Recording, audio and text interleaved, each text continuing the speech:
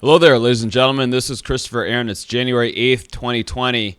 I thought I'd do a little something different this time. This is going to be a stream of consciousness talk.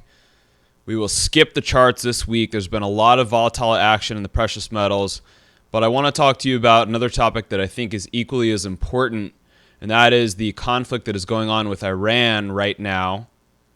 U.S. and Iran, there was the assassination of General Soleimani last week. We have just seen over the last 24 hours attacks on U.S. bases in Iraq, in northern Iraq, and central Iraq. And I was in Kirkuk back in 2008 and 2009, so I do know what it's like there up in northern Iraq. My heart goes out to all those soldiers who are going through those attacks right now. We had plenty of bomb raids and mortar raids when I was there, and we would take shelter underneath the bunkers, and so I know what they're going through. And so I thought I would do something a little bit different this time, which is to actually talk about what I see happening in the world around us and how this relates to the precious metals, how this relates to the global markets and current events, and a little bit more. So let's take a break. Happy New Year to you. Happy new decade to you. I hope you're having a good start of the year. Things are pretty good here. I don't know if you can see in the background, but I actually have the door open here because it's really nice where I am. I'm down south. I travel a lot, so it's pretty nice here right now. I have the door open, and I will let you know there is a 90 some odd pound beast in the background somewhere there outside that door. Maybe he'll make an appearance during the video. I don't know.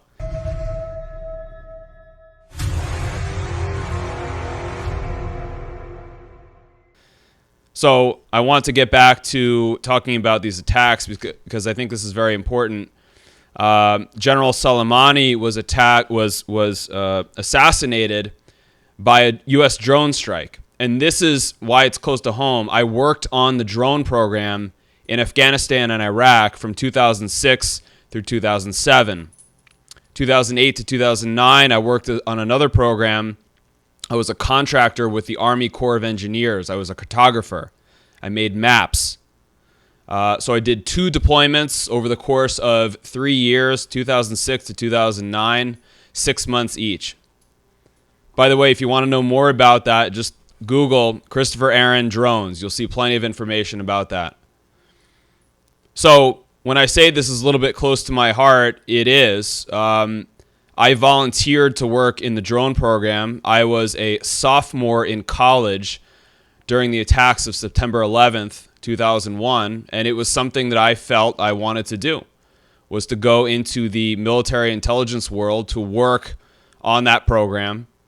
I was not ready to enlist per se, but I wanted to do something in the honor of my grandfather, who fought in World War II in Europe and who was deployed for several years. He was actually an Army policeman, and he never spoke to me about his experience in the war, but I remember being around him when he was still alive. You know, his hands would shake, and he was hard of hearing in one of his ears. And when September 11th happened, 2001, I wanted to do something that in my mind, in my heart, was my chance to do something worthy in the similar way that my grandfather had done something in his generation. And so I joined the intelligence community, and I went overseas, 2006, 2007, and again, 2009.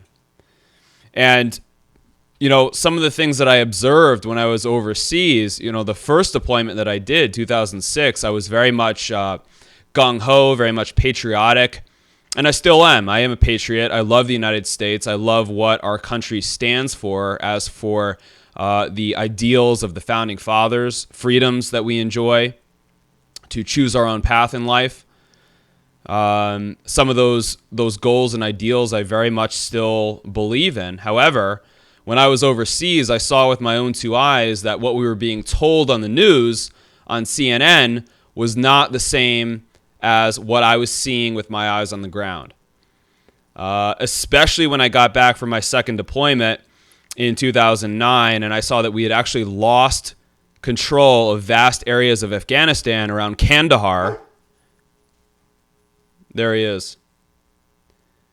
We had lost areas of control of Kandahar, which is in the south, whereas previously in 2006, 2007, when I was there, we retained control of those areas. And so I was working on this drone program, and I saw with my own eyes that the program was failing. And this is the program that President Trump has used this week. He fired a missile from a drone against the Iranian general Soleimani. And so it became apparent to me after several years of working on that program and various other programs that this is simply, the strategy was a failing strategy. You know, we can argue whether or not the technology actually is useful or actually works, but the bottom line is the way that the technology is being implemented, it simply does not work. You know, you cannot take a missile and fire it at someone and hope to change the minds and hearts of the general population, which is what we are trying to do. I saw that with my own two eyes. We would target Taliban commanders when I was overseas, high-level commanders, and they would happen to be the teachers at a madrasa, a local madrasa. And as the teachers, they would have a group of, let's say, 15 8 to 12-year-old boys. And we would know that these Taliban commanders were also the teachers of the madrasa because we would see them with the predators, with these drones.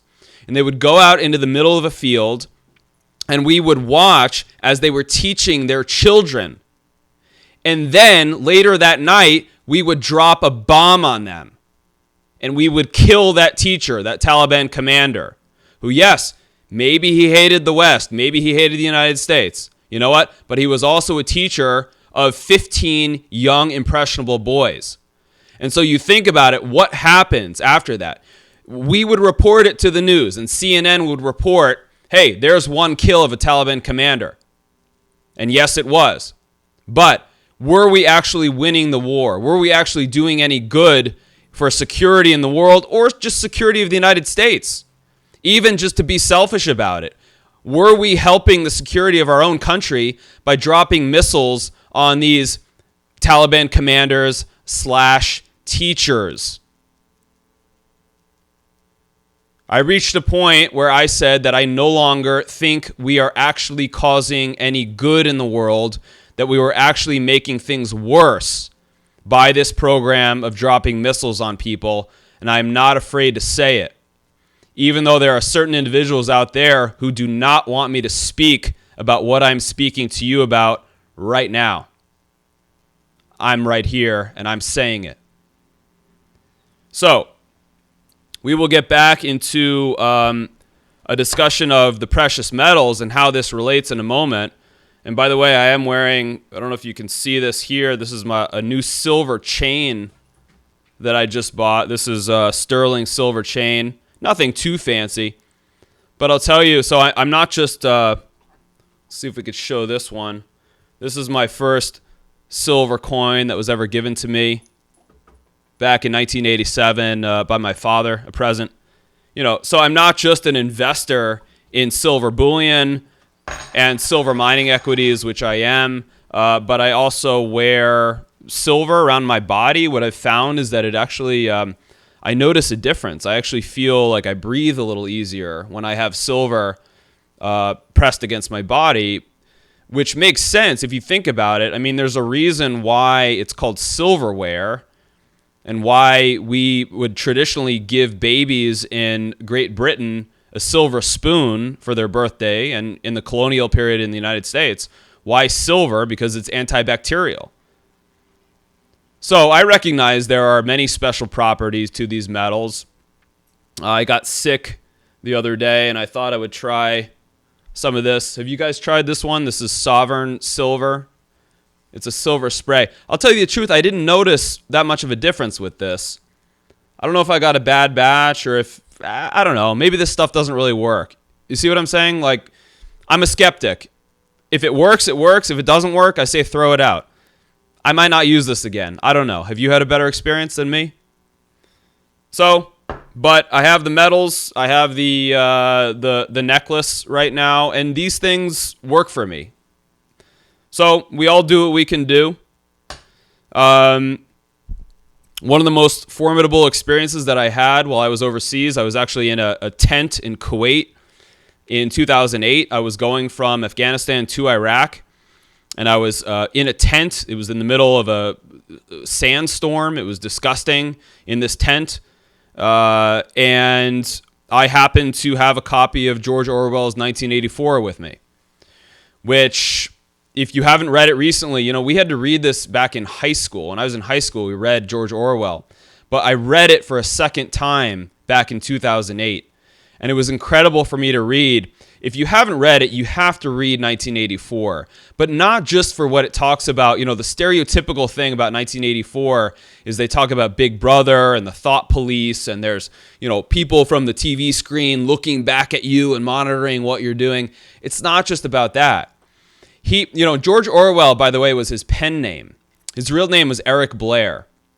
And Eric Blair was born sort of middle class and found a way through his writing in the later stages of his life to work his way into some of the upper strata of the British society back in the 1930s and 1940s, in the years leading up to World War II. And so a lot of what he wrote about in 1984 was actually his it was analogy, but it was really based on his truth of conversations that he had with some of the leaders and decision makers in Great Britain leading up to World War II. And so when I reread 1984, what were some of the things that I found most important? It was this one. It was the discussion of this policy of perpetual warfare. Perpetual war, war without end. And he said, the reason for perpetual war was not just that we're always going to actually have a legitimate enemy to fight, but that war is a very powerful way to do what? To gain control of a society through economic means. Not just through military means, but actually through economic means. So think about this for a second. We talk about inflation here on this channel. We talk about inflation, printing of money to bail out the banks, printing of money for, to lower interest rates, to bail out AIG and Citibank and Lehman Brothers and all these ones. But think about the one from the standpoint of the wars. Think about this, that when you print money for a war and then take the products of that money, which is a bomb, and then blow that up on the other side of the planet, it is the only thing that is a double inflation. It's a double destruction. Why? You have printing of money on the first side to create the thing, and then printing of money on the second side when you have to build back up for another country what we have destroyed with that inflation. So war, George Orwell says in 1984, is the only means by which governments have found to create a double layer of destruction around the world. Now, not everyone in government has this intention. I absolutely do not believe that. I myself worked for the government. I had no intention of doing that. I would say the vast majority of those people who are in the government are wanting to help the world and wanting to do good in the world. This is what I observed with my own eyes in my 5 years of working for the U.S. government. But there are those at certain levels who desire to control the population, for example, or limit your powers as a sovereign human being. And you talk about, so is it just the fear? No, it's not just the fear. It's actually the inflation taxation, that by siphoning off 20% of your wealth, your resources, your work every year, to then take that and boom, blow it up on the other side of the planet, that's 20% of your energy, 20% of your life force that you no longer have. And so this is not just a haphazard sort of side effect, but this is actually the intention of perpetual war. This is what George Orwell said in 1984, and I argue if you look at where we are today in the world, the fact the United States has been in Afghanistan since 2001 and we are still there, and how many more decades will we be there? And if it's not Afghanistan, is it going to be Iran or Somalia or Yemen or fill in the blank? And the very strategy itself, which I participated in, of taking bombs and dropping them on people, which may result in a success, and it might actually be a success. I'm not negating that there are some successes, that there may be some terrorists who we actually kill in the process, which may be a good thing or it may not be a good thing. But the bottom line is that terrorist or that person is also a member of a society on the other side of the planet. And you cannot change the hearts and minds of the entire society by dropping a bomb from a drone on one single person. It's simply not possible. So I got to the point myself where I said in 2009, I'm done with this. And so what am I going to do? I didn't know what to do for a while. I took some time off. I traveled the world for a while. And I tried to recover physically and spiritually and psychologically from some of the damage that I felt as a result of being in the wars. And it took me quite a while to do that. I went through a lot of pain, but not nearly the amount of pain that some of the other soldiers, especially those who have suffered casualties or the people that we drop bombs on, have felt. So I don't want to put myself up there with them, but I did feel a lot of pain myself coming back in 2009. It took me a number of years to get over that. But that's life, and we move on, and the next thing is the next thing. And so where are we now? We can talk about some of the things that I observed when I was overseas. So this made me very inspired to study. One of the things that I was observing was the endless tankers. I'm talking the gasoline tankers, the oil tankers coming in, tanker after tanker after tanker, right? And jet airplane after jet airplane after jet airplane taking off and burning up all these fuels, all these non-renewable resources that we have. And it got me very interested in the resource markets in general, not just the resource markets, but the gold market in specific, as well as the other resource markets, oil, natural gas, some of the other resources that we're using overseas. And I said, you know what, if we're wasting this many resources being overseas, I think there are opportunities to invest in these resources. And this is what led me into the study of precious metals, the resources, commodities, currencies, stock markets, everything. It's all related. There are some deeper levels that we can take this kind of discussion. Because one of the things that dawned on me a few years ago, and tell me if you disagree. If you disagree with what I'm saying right now, let me know. I just ask you make it a reasonable discussion, reasonable comment. We have people who edit out swear words and other things like that. We can't deal with that. But one of the things that I observed was that I put together was that you cannot have top military commanders being so dense as to not realize that the policies of dropping bombs on people who are an integral part of society overseas results in more people hating us, right? The generals and the military commanders and the president and the commander-in-chief cannot be so dense to not recognize that, right? So they do recognize that. And then you say, okay, if they recognize it, why are they still doing it? And here's where we get into perhaps a final interesting tangent. I simply want to propose at this point, because I am someone who has a spiritual belief.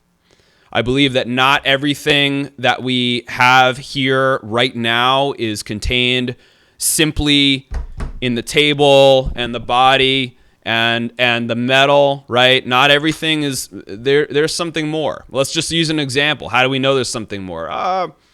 We have these things called radios, where if you turn the dial, all of a sudden this magical thing that happens to be floating through the air called radio waves, if you turn the dial the right way, you receive the radio waves. But if you turn the dial the other way, you get static, right?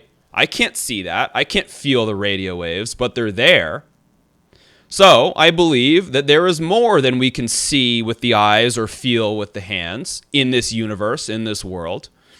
And I simply propose a point that I have arrived at is that this policy of perpetual war, which is designed to siphon off our life energy, is not unintentional.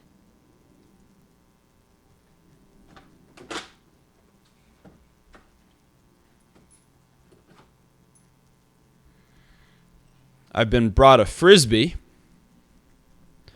by my 90-pound sidekick in the background. I'm not really in a good position to throw the Frisbee. I'll see if he brings it a little closer.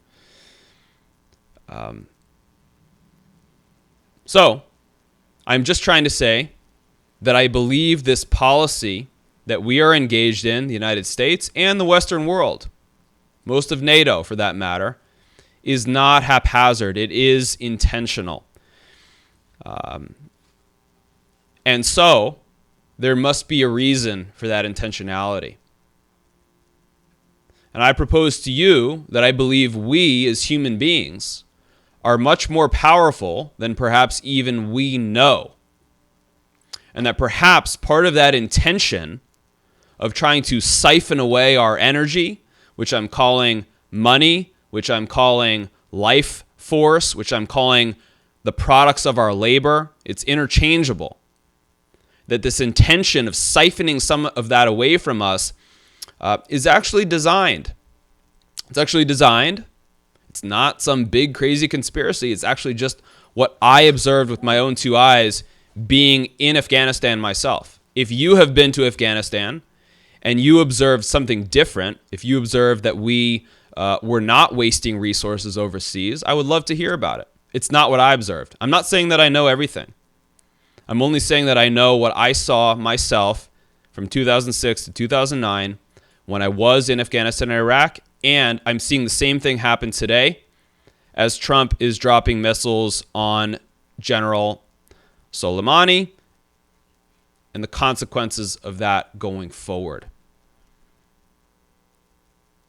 Guys, we are more powerful than I think we are led to believe. And we need to start waking up. We need to start taking protective action and then not getting caught in the fear.